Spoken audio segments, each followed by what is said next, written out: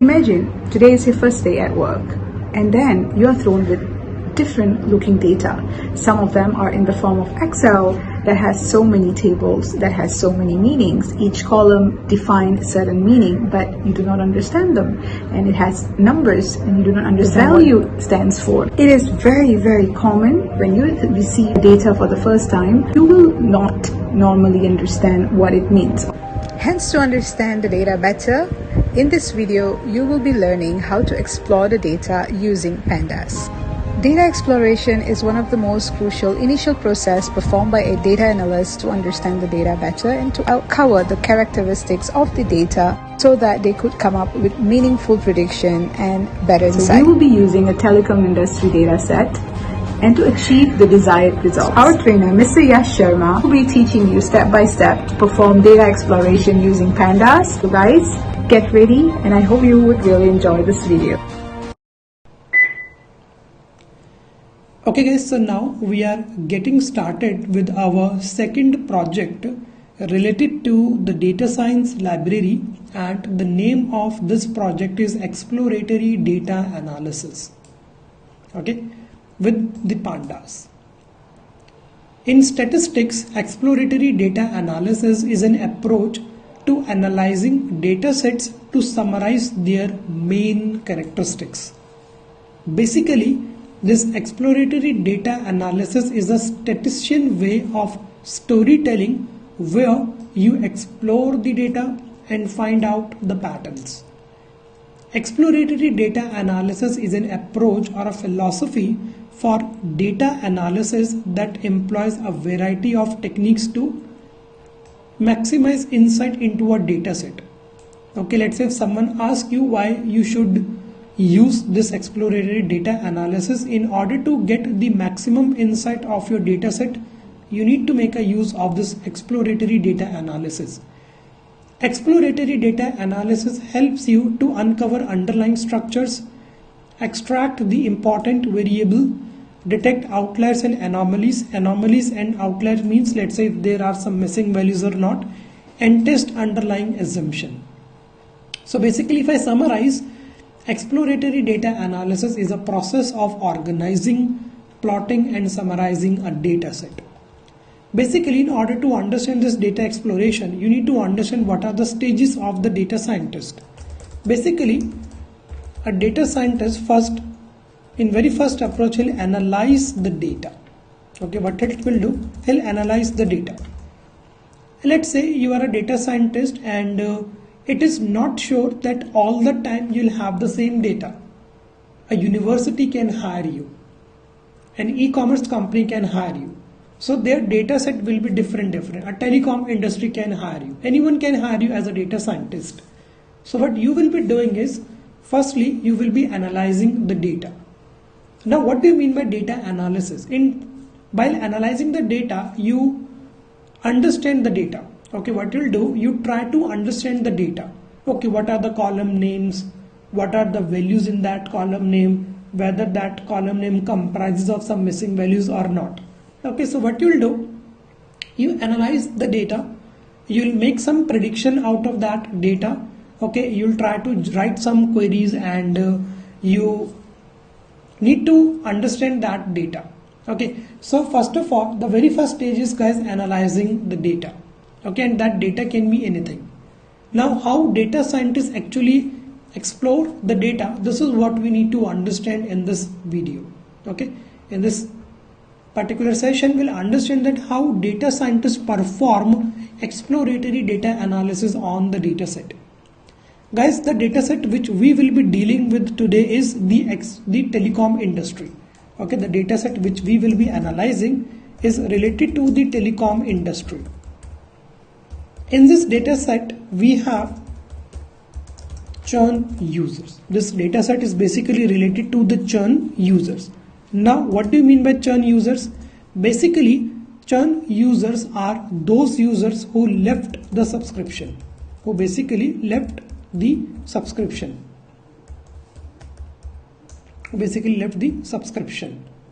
Let's say earlier you were using something, okay, and now you are using something else. Okay, So basically the data set which we will be analyzing today is related to the telecom industry. In this data set, you have the details of churn users. Churn users are actually those users who left the services. Okay, who basically left the services. Okay, so this is the data set which we will be analyzing today. You'll try to understand why they left these telecom industry. Okay, what is the reason behind their leaving? Again, what are the number of active users you are having in this telecom industry? So this is what we will be analyzing today in this project. Okay, so guys, basically these are some telecom industry. We have Celcom, we have Digi. Okay, now let's say why this Digi users converted themselves into the Celcom, or why Celcom users converted themselves to the Digi. So this is the telecom industry data, and this is what churn users is.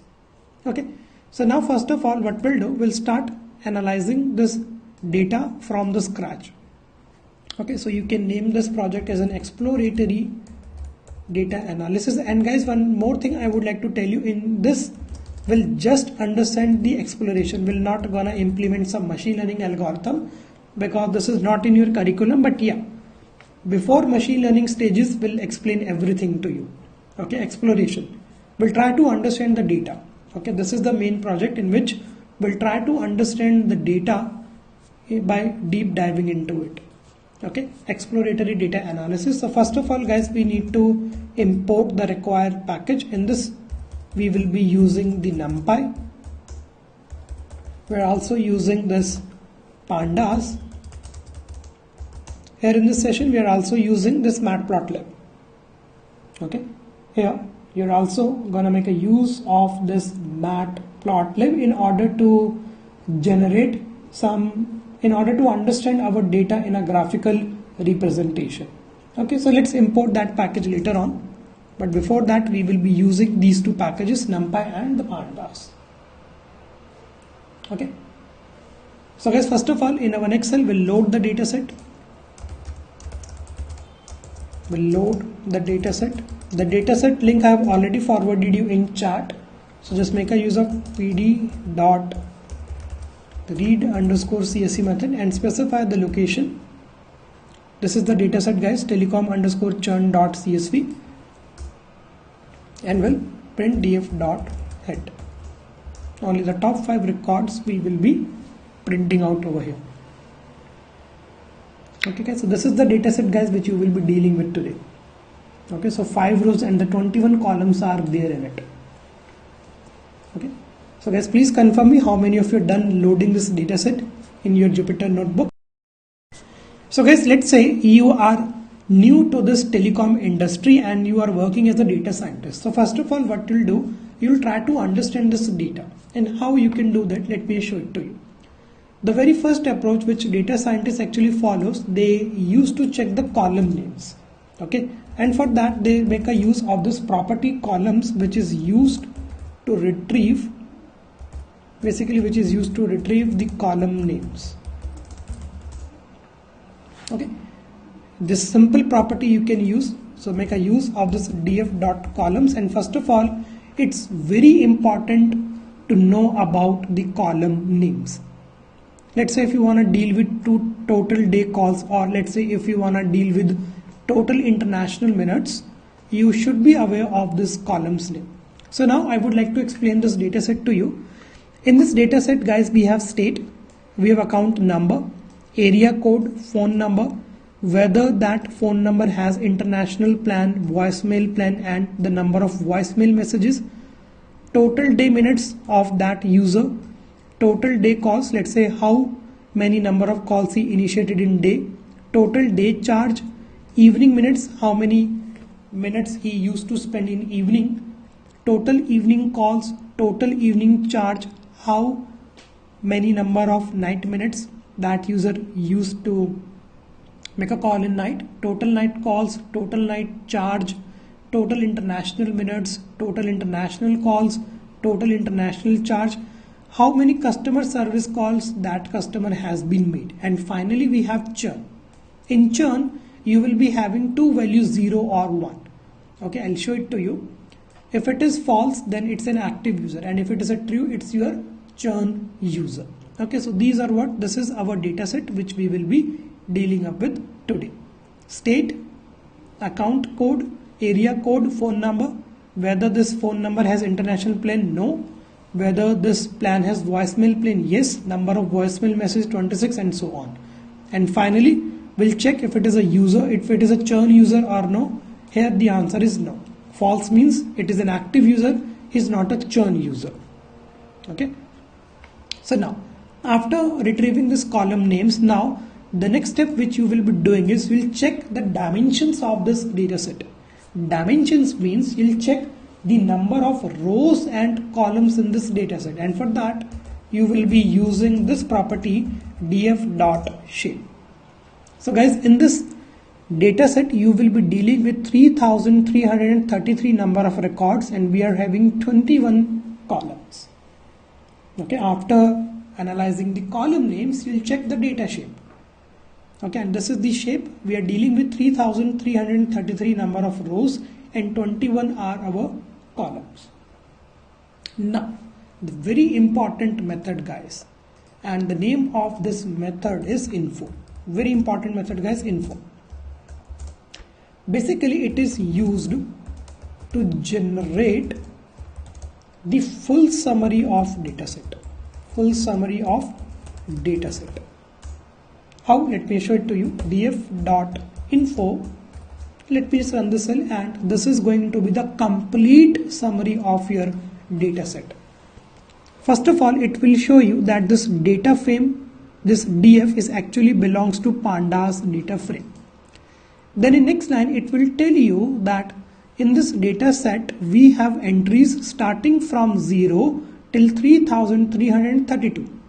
Then in next line, it will tell you that total 21 columns are there in this data set.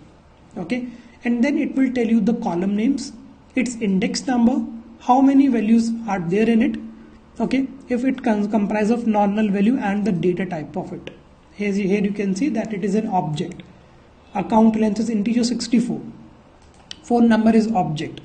Total day minutes is float 64. So every information will be returned to you. And if you scroll down, it will gonna show you boolean value you have 1. You have 8 float values, 8 integer values, and 4 object values. Guys, here object value means text values. Okay, and this is the memory usage. Okay, so this is really important method. It will generate a full summary of your data set. It will help you to analyze your data in an easy manner. Okay, in an easy manner. Okay, now guys, you can see that we are having this churn in a boolean. Okay, if I show you, okay, if I scroll down over here, we can see that it is false, false, false, false, false. Okay, it's in a boolean. Okay, now I would like to show you that what kind of an approach you can follow now. So I'll make a use of a new cell over there. The first approach which I would like to show you, changing the data type from one column to another. Let's say changing the data type of one column to another data type.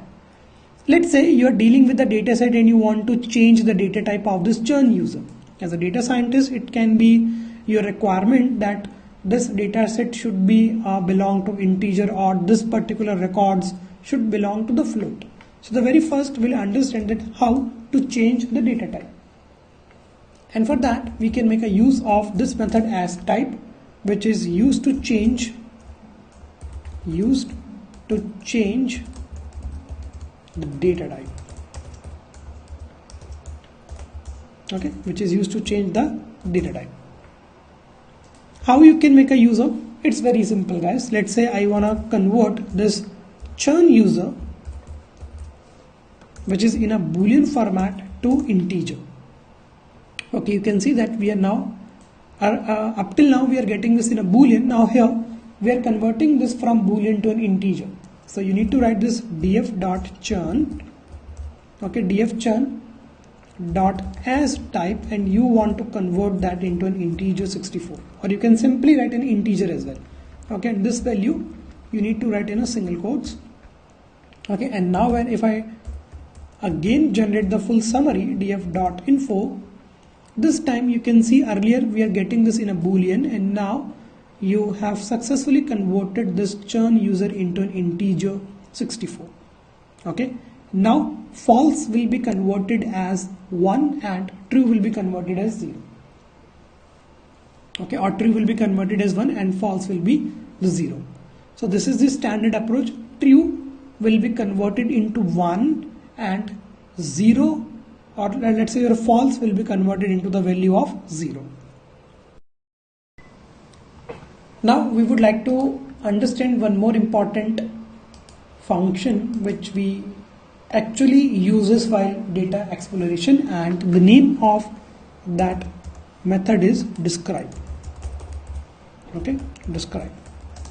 Basically this describe is used to give statistical summary.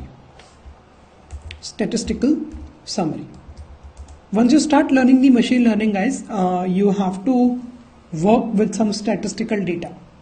Okay, so in case if you want to generate statistical summary, you can make a use of this method describe.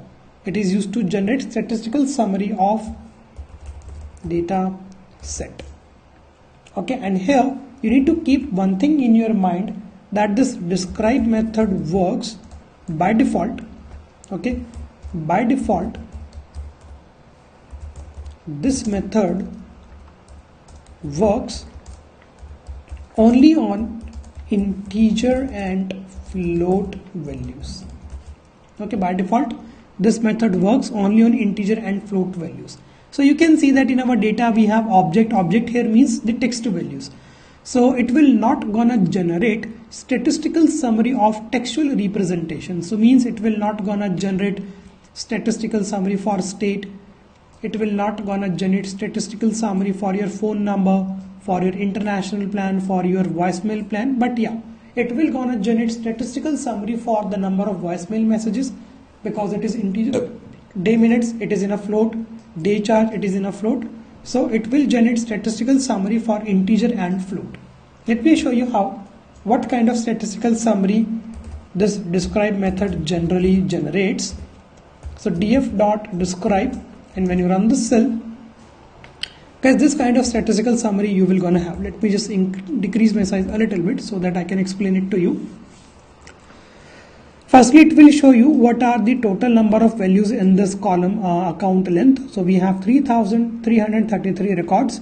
This is its mean value. This is its standard deviation value. This is the minimum value of account length. This is the maximum value of account length. At 25th percent interval we have this value. After 50% interval we have this value, and after 75 interval we have this value.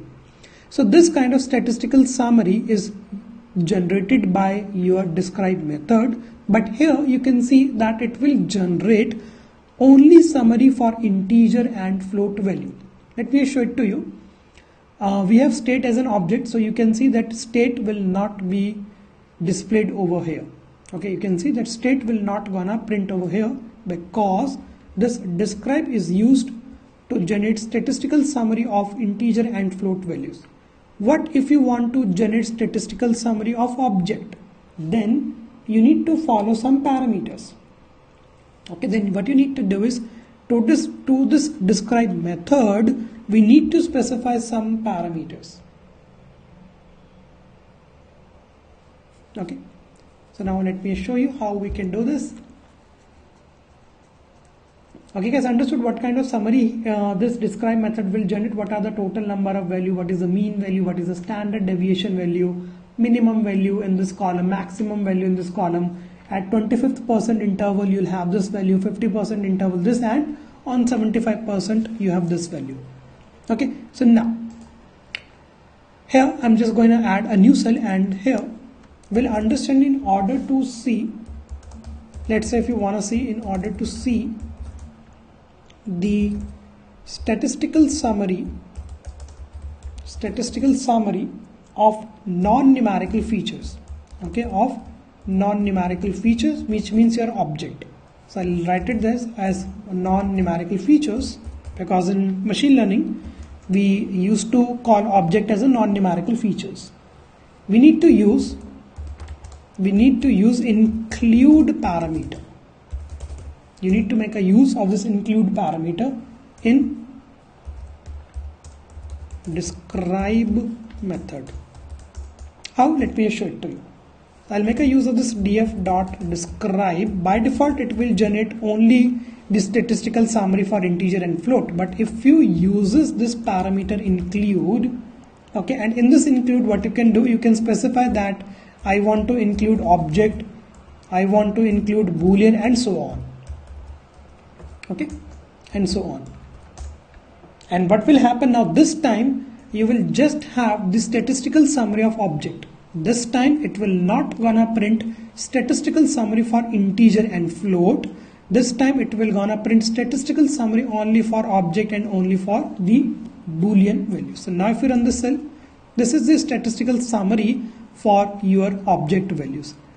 Total number of values, this total number of unique value, top occurrence of value, and the frequency. Okay, this is what it will gonna print. And now I would like to explain you each and every value one by one. What is unique, what is top, and what do you mean by the frequency. Count is simple to understand, guys. It is used to generate how many total number of values. So we have 3333 total number of values. You need to understand this unique, top, and the frequency, because these things will not require any explanation. Mean value, it's a standard deviation value, it's a minimum and it's a maximum value, but you need to understand these unique, top, and frequency. So let me show you these unique, top, and frequency with the help of some simple example. Okay, I'll create one random data over there. I'll make a use of my pandas.series. Okay, and here I'll specify some values over it. I'll write this A over there, B over there. Certain values I need to repeat as well, A, B, C. Then again write this A. Again I'll write this C. Again I'll write this D, and again I write this E. Okay, again let me write this C, B. So guys, you need to write this in order to understand this very carefully. C. Then I'll write B, and then I'll write the A. So we have many characters which we have repeated. Okay, and now if I make a use of this describe onto this data, you can see that this statistical summary will be generated. First of all, it will gonna show you the number of values. So we have 12 values, 1, 2, 3, 4, 5, 6, 7, 8, 9, 12. Okay, okay, you will gonna have some 12 values over there.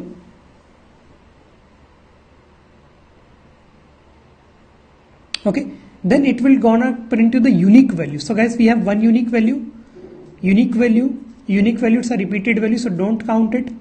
Repeated value, don't count it. So we have A, B, C, D, E, and rest is our duplicated value. So total number of unique values we have is the 5.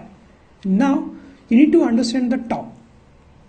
Okay, you need to understand the top, and you need to understand the frequency. Okay, this is something really confusing, top and the frequency. In order to understand this top and in order to understand this frequency, guys, you need to tell me in our data which is the most repeated character. So guys, from 2 participants I got that this is the top most repeated character C. Let me just count this. It is repeated 1, 2, 3, and 4. Okay, let me just check this B. This B is repeated 1, 2, and 3 times. Okay, let me just check this A, 1, 2, and 3 times. Okay, so guys, you can see that C is the top most repeated character because in C is repeated 4 times. So this is what you will gonna have. It is the top repeated character. So understood, guys, why we are getting the C in the top? Because it is a top repeated character, and how many times the C appear, you will have that information in frequency. Okay, this top will gonna show you which is the top most repeated character and how many times that character appear. You will have that information in the frequency. Okay, so guys, I hope you understood this. What do you mean by this? Describe now. Okay, so in statistical summary, describe will generate only for integer and float. If you want to include these object and boolean, just make a use of this include parameter. Okay, so now let's proceed further. Now let's say guys, if you want to check how many users are churn users here. Okay, let's say in this data set, if you want to cross check how many users are our active users and how many users are our churn user. So at that point of time, you can make a use of this method value underscore counts.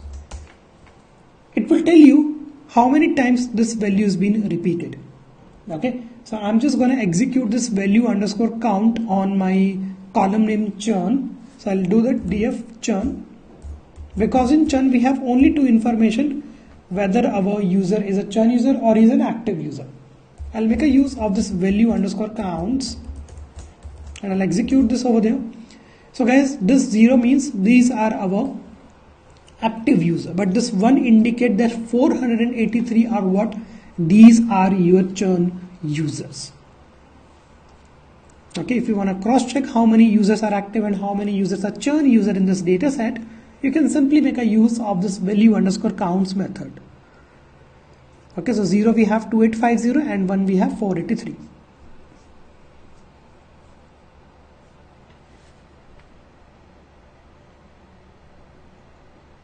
Okay, let's execute this.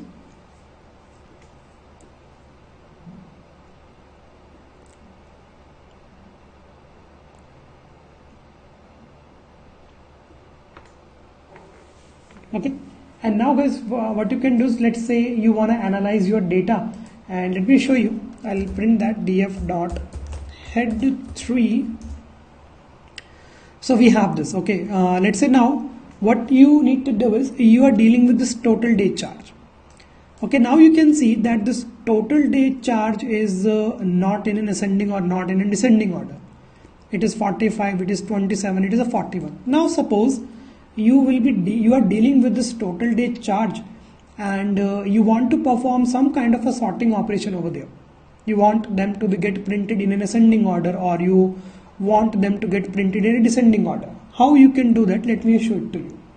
Okay, so basically, if you ever want to perform some kind of a sorting operation in any column, okay, data set may be differ.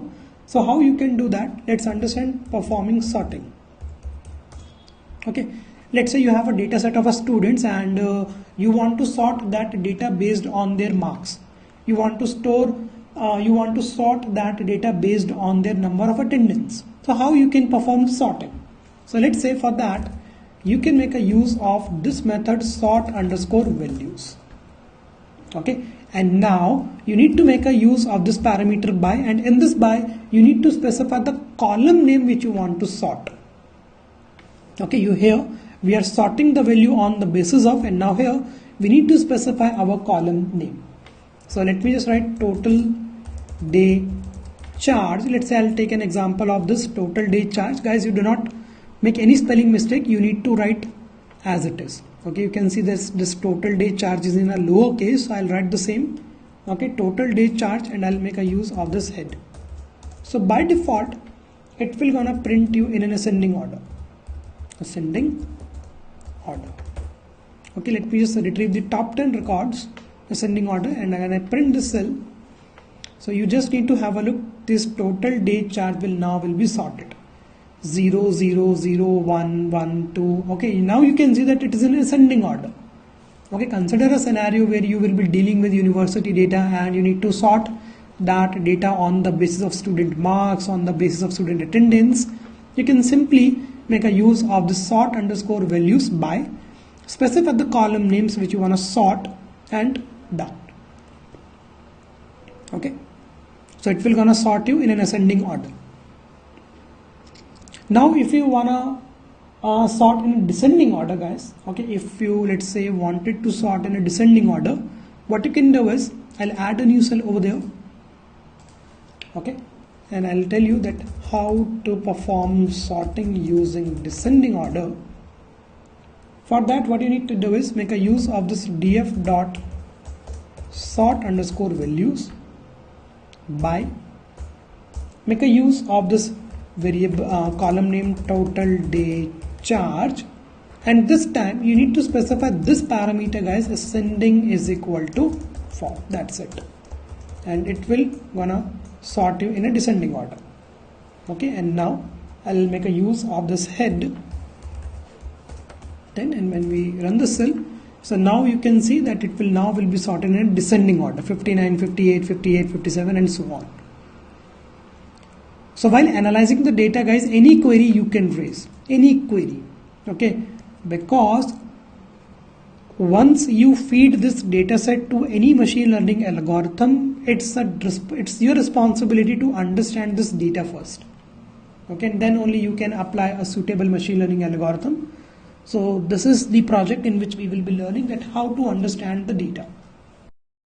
So guys, let's say if you want to sort multiple columns together, what you can do is you can follow this approach, df.sort_values. Okay, now you can specify by, and this time you can specify a list over there. Okay, let's say I am gonna sort this number of total day minutes. Okay, let me just start this total day minutes, and also I'm gonna sort this total day charge, or let's say the total day calls, total day calls. Okay, so now I'll make a use of this head 10, and when you run the cell, okay, so total day minutes will be in an ascending order, okay, and total day calls will be sort as well. Okay, you need to execute this very carefully, guys. If you want to do this, you can do this like this, but it's not a recommended approach. Never go for it, because while analyzing the data set, you need to analyze them one by one.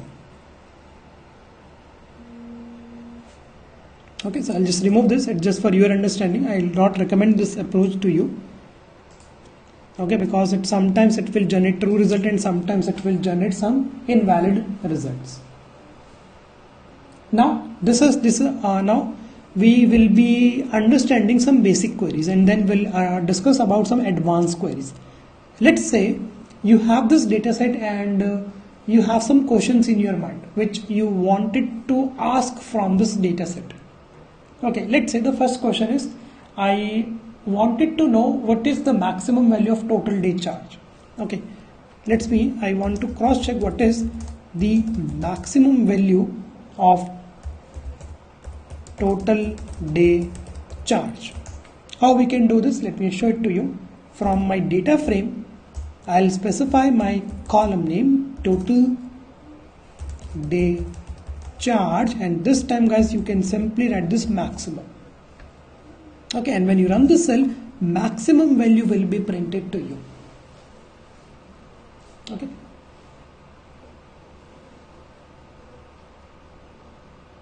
So these are very simple queries. I want to check the minimum, I want to check the sum. You can make a use of this inbuilt functions.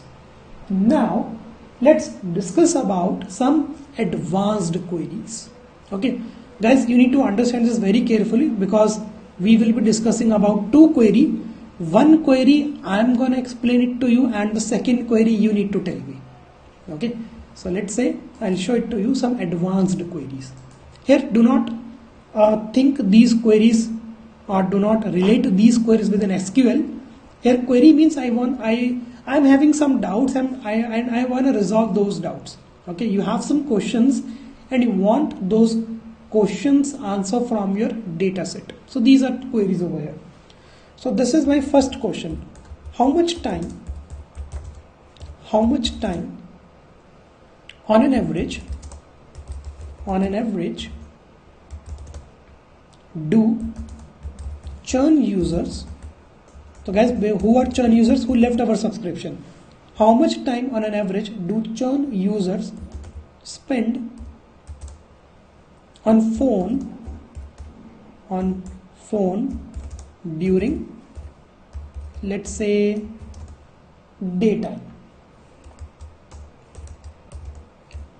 Let's say if you have a user who is not using your phone, then he or she can become a churn user. So it's a valid question. First of all, I want to check that why that user become a churn user. So first of all, I'm going to check how much time on an average do churn users spend on phone during the daytime?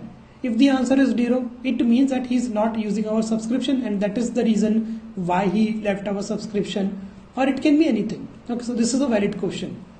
Okay, here I am checking whether our churn users spending some time on our phone or not. If they're not, definitely they'll leave the subscription, and if they are, and if still they are left our subscription, then we need to cross check. Why so? So let's say how you can do that. So let me show you. Basically here I am interested in only churn users. Here we are not raising these questions on our active users. Here our main concern is only our churn users. So I'll do that df. Okay, I'll filter out this query. I'll return only those records where df churn is equal to 1. First of all, let me show you what this will do. Here guys, you will be gonna have records only of a churn user. You can see 1111111. Okay, here what this approach will do, this approach will only give you the information of your churn users.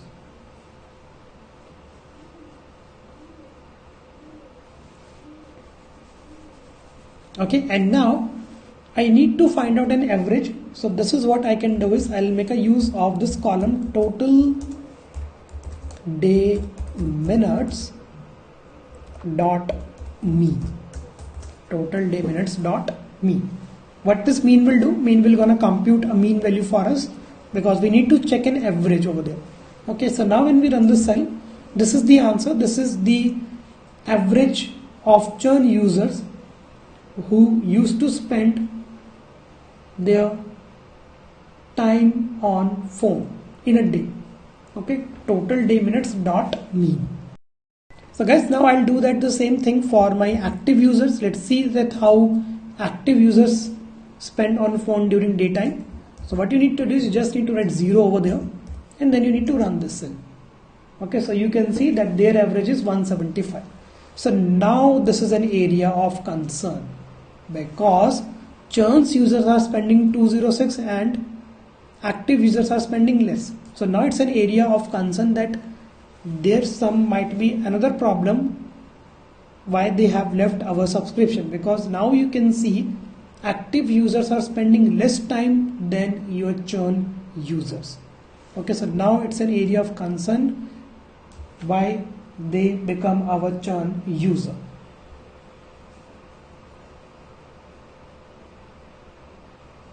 Okay, so basically these kinds of a query you can ask from your data set. You need to find out an average time or whatever query it can be. Okay, let me show you another advanced query which will help you to understand your data set in a more better way. Now this time we'll check what is the maximum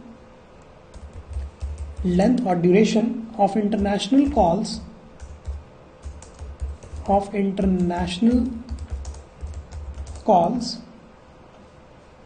among loyal users, which means our active users among loyal users. Okay, here I am gonna check how many of our loyal users using this international calls. What is the maximum duration of international calls they have made it. So now here I'll do the same approach. First of all, you need to filter out. Okay, first of all I am here just interested in churn is equal to 0. Okay, and now what you can do is you can raise like this total international calls dot maximum. Okay, so this is the total number of international calls among your loyal user. Okay, so we have one user in our data set who is making an international call of, let's say, 19 minutes. Okay, so this kinds of query you can raise on your data set. This is what exploration means. You're trying to understand your data first. Now let's say guys, I told you to retrieve the maximum value for every column. Okay, if you make a use of this df dot maximum, let me show you. If you use this approach df dot maximum, Okay, it will gonna give you the maximum from every column. It will give you this is the maximum value, this is the maximum value, this is the maximum value, and so on. These are what? These are our maximum values. Okay, now same thing you can achieve by using lambda functions. Remember lambda functions? I told you that lambda function is basically used to solve your task. Very simple. Now this is an advanced query, guys, which you need to understand very carefully. Okay, let's say, please help me to retrieve, consider a scenario, you are a data scientist and I told you to retrieve only those records where state starts with the letter W. Let's say I am an owner and I came to know one thing that let's say we have one city and let's call the city as World Heritage. Let's say this is the name of my city, World Heritage, and I came to know that churn users, that my maximum churn users are belong to this area. Okay, so now what I need to do is, I told you to retrieve only those records where state starts with the letter W, because I am an owner and I came to know that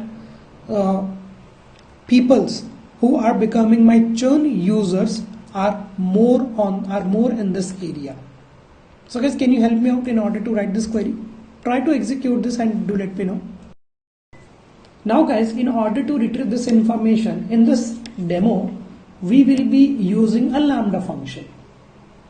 Okay, and remember lambda receive an argument and an expression from us. So first of all, you need to filter out that you just want this piece of information, df state. Okay, you just want this piece of information, df.state.head. Okay, I'm getting an error, none of index. Okay, not a problem. So let's say here we are just interested in fetching this information, df.state. Okay, df state. Okay, so first of all, I'll filter out this from df. I just want this state information. Okay, and now what I want to do is I want to apply a lambda function over there. So while you are working with a data set, and if you want to apply a lambda function, guys, you need to make a use of this method apply. Let's say you're dealing with some data set and you want to apply a lambda function over there, then you need to make a use of this function first, apply. Now within this apply, you will about to write your lambda expression. So we'll make a use of this lambda keyword, we'll pass every state. Okay, and here I just want to retrieve that information which starts with the 0. Okay, where state 0th character start from the W.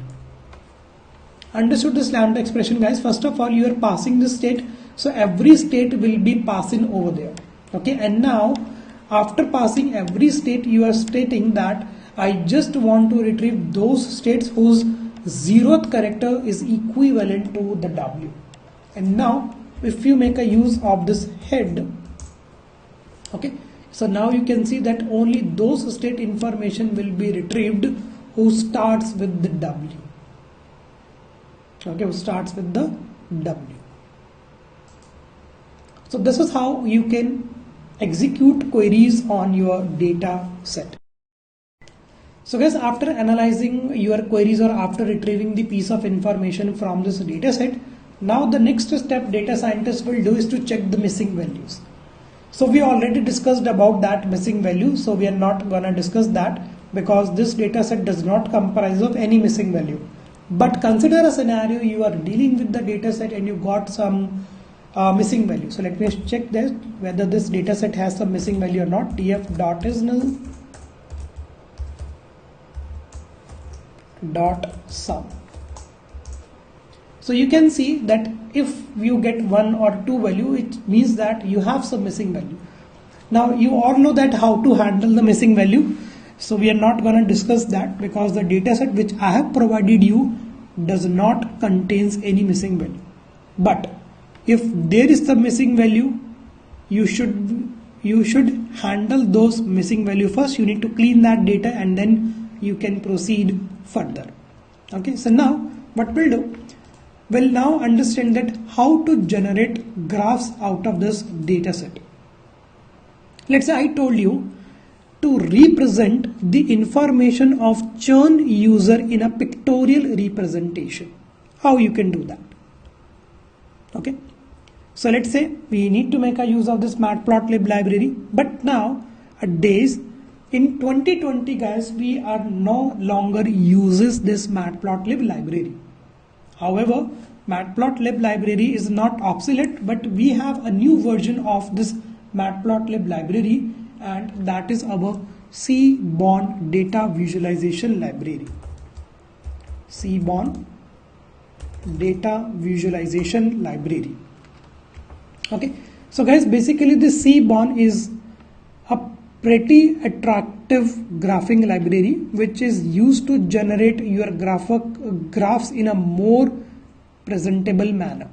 Okay, so guys, using the Seaborn library you can represent your data sets like this. If I click over there, so these kinds of information you can generate. Okay, there are many styles available in this Seaborn library. So guys, these kinds of graph you can generate. Okay, let's say if you want to generate this kind of a graph using matplotlib, it is a little bit tough, but if you use this Seaborn library, you can have this graph like this. Okay, there are many styles which you can make a use of. Okay, so now instead of using this matplotlib library guys, let's make a use of the Seaborn data visualization library, because you already know about the matplotlib. So now let's discuss about the Seaborn data visualization library. Yes please. Can you please show me the previous slide? So guys, if you want to make a use of the Seaborn data visualization library, you need to import its package. First import Seaborn. And what do you mean by Seaborn? Seaborn is also a data visualization library, and it is the updated version of your matplotlib. Okay, it will represent your graphs in a more presentable manner. Import Seaborn as SNS. Okay, you can give any name. Here I am just using SNS. And first of all, what you need to do is guys, you need to set the configuration as Seaborn. You need to set the configuration as Seaborn. It which specify that here you are not gonna use a matplotlib library. Instead, you will be using the Seaborn library. So we need to set the configuration as Seaborn. And how you can do that? It's very simple guys. You just need to write sns.set. Okay, sns.set. Guys, basically the matplotlib library used to generate our graphs in a JPG or in a PNG format. But if I talk about an SVG format, which is more sharper and clearer, so SNS using Seaborn library, what you can do is you can set the extensions of your graph as SVG. SVG is more sharper and clearer than your PNG and then your JPG. Okay, so here what I'll do is I'll set Seaborn graphs as SVG, scalable vector graphic format. SVG is what? It is more clearer and sharper than your PNG and then your JPEG format. Okay, and in order to do so, you just need to make a use of this %sign configuration.